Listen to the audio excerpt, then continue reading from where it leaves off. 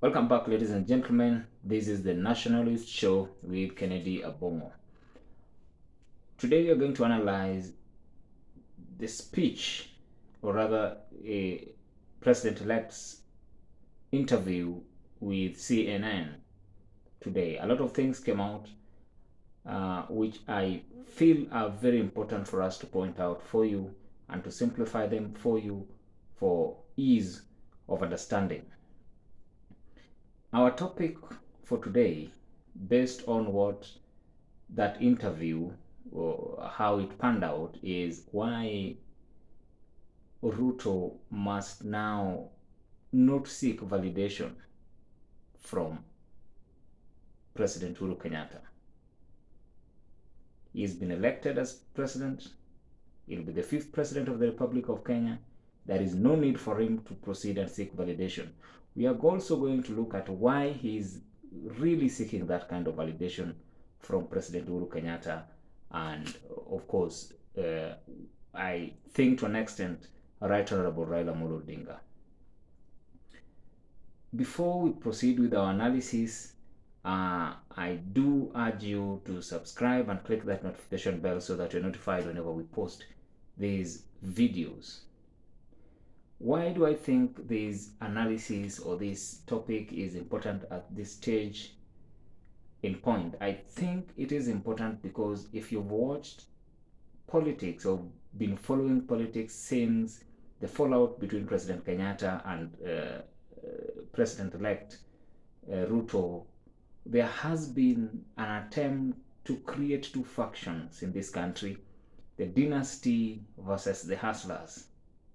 Ruto has packaged himself as a hustler. He's called the chief hustler to lead the purge against the so-called dynasties. These dynasties are people whom are born from what I would describe in, if I could say, aristocratic term. These are aristocrats of Kenyan politics. Their fathers and mothers and were the founding fathers of our nation. Speak of Right Honorable Raila Odinga, his father being the first vice president. You speak of President Uhuru Kenyatta, his father being the first, again, president of the Republic of Kenya. Somebody like Musalia Mudavadi, his father was, again, a minister at that point. So these are people whose families have been part and parcel of Kenyan politics for a long time, beginning with their fathers, and now they are joining it as their son. Ruto, however, he's the first son from his family, and his family is not quite known, so he's the first name from his family. So if a dynasty is to come out of that name, then it is Ruto that will be the first person to take that ahead. But creating dynasties can sometimes be challenging to our nation. I bet so many of the people do not recall the name Kibaki. In fact, I don't think a lot of people really, the young ones, would really pick that name quite quickly as a president of the Republic of Kenya. There is something to it, because Kibaki was not a dynasty per se. His reign came and went without anybody noticing, because he did not have that big of a name, both within and outside Kenya. President Kenyatta, on the other hand, has a big name that transcends the borders of our nation. You'd remember when he went to Jamaica for National Holiday, he was welcomed like a hero, because those people recognized his father, who they deem as a great Pan-Africanist, a person who fought for black independence, not only Kenyan independence, but also for black independence and black integrity. So that is something that comes with this kind of people. There is some sort of power that they have behind their name, aside from the political influence that they have. They have huge political influence just because of them, not because of the finances they possess, but because of their name. So for them, their name can open doors for them. If you ever watched the series Poldark, then you can understand me. And if you've never watched it, I urge you just to go watch that series, and you'd see that President-elect Ruto is in the predicament which the Walagans in that series Poldark were at that particular time. You are rich, very rich, but you don't feel like you belong, because these people appear to be some sort of aristocrats. They have a name behind them. Their fathers were something. But you are coming from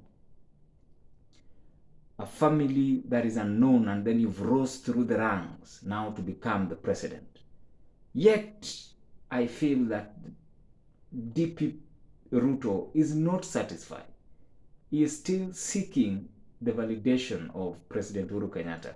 Why am I saying so? I'm saying so because it was really quite unnecessary for him to say that President Kenyatta has not seen it fit to congratulate him on his win, and went ahead to attack the president along those lines, that is maybe hurt or something like that. I think that is seeking validation from this man, and I think President Uhuru knows that is seeking that validation from him, and is not going to give him to him. He had thought that the president would eventually recognize his win. So even if the 7 million Kenyans have given him the mandate to lead the nation, he still feels that at least these men should give him some sort of validation, which I think is really bad for the country, because it would lead him now to concentrate more on destroying these people rather than working for the nation. Another thing, setting a war with such kind of people, they may set you up to fail. And if it fails, because the bigger chunk of Ruto's vote basket is from Mount Kenya, if at all he fails in his first term by going after these people so hard, especially President Uhuru Kenyatta, he may lose the Mount Kenya voting bloc, because these people would sit back and say, why is he now going after these people? He's forgotten us. And the only savior they'll see at that particular point is President Uhuru Kenyatta. They'll go back to him and probably tell him that you told us, but we did not see, we did not listen to you. So at this point in time, I think the president-elect should adopt a more accommodating tone, a more uniting tone, because he's just coming into position of the president for the first time. As per the constitution, that is a unifying factor. Therefore, his administration should not be seen as going for these people.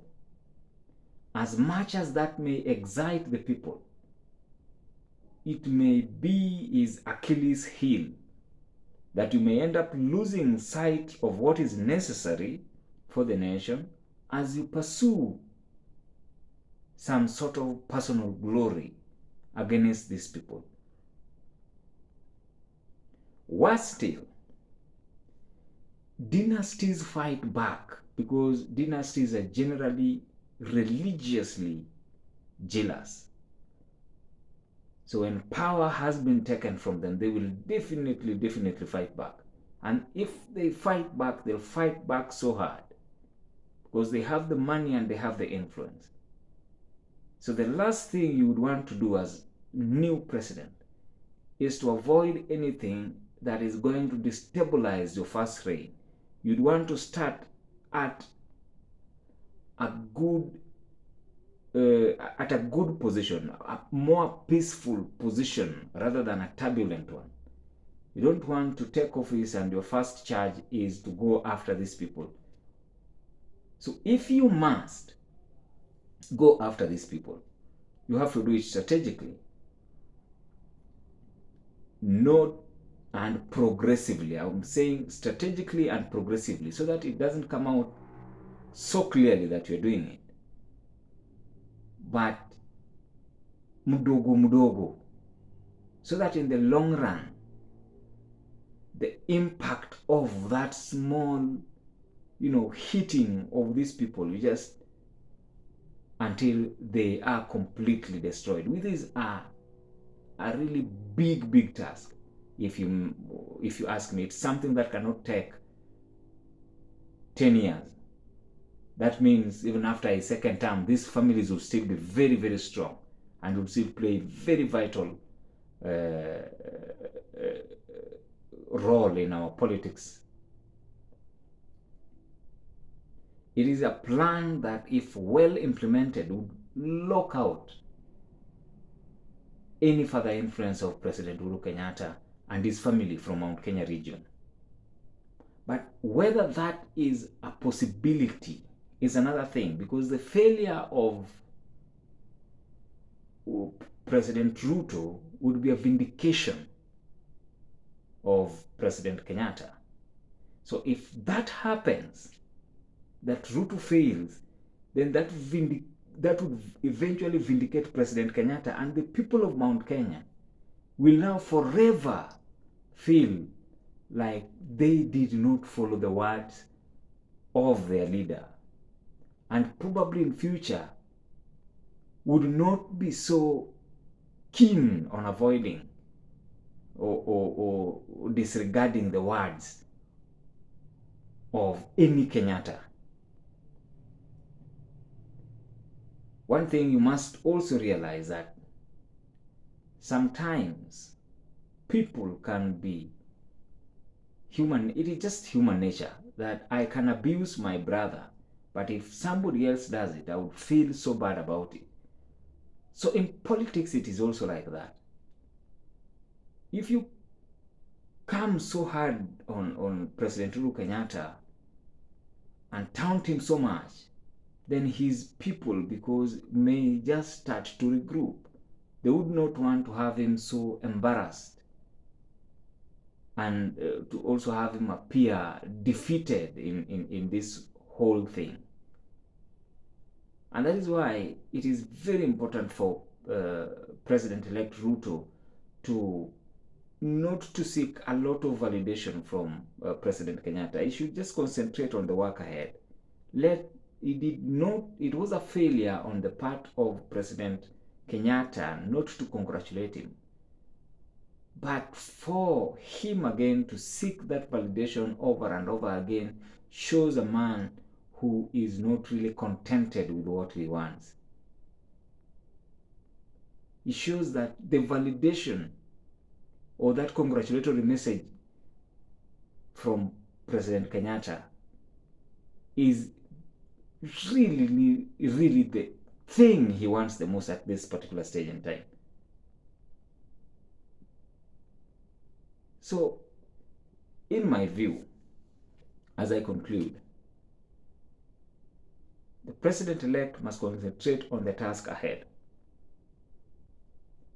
He must avoid mentioning the former president in his mouth or in whatever interview that is going to do now going forward, because he'll be setting the stage for politics to be played in his own administration, which you don't like. Because when politics is allowed during your reign, then it will consume and take a lot of energy from the administration itself, because you will always be on the defense. So you'd want to be able to, conduct business without being always on the defense of what you're doing. To do that is to find some sort of peace, what I would call negotiate with the devil, so that you don't open up yourself for an early fight. That is our analysis for today. I still urge you to kindly subscribe, like, and leave a comment. Would really love to know what you think about our videos. Thank you very much.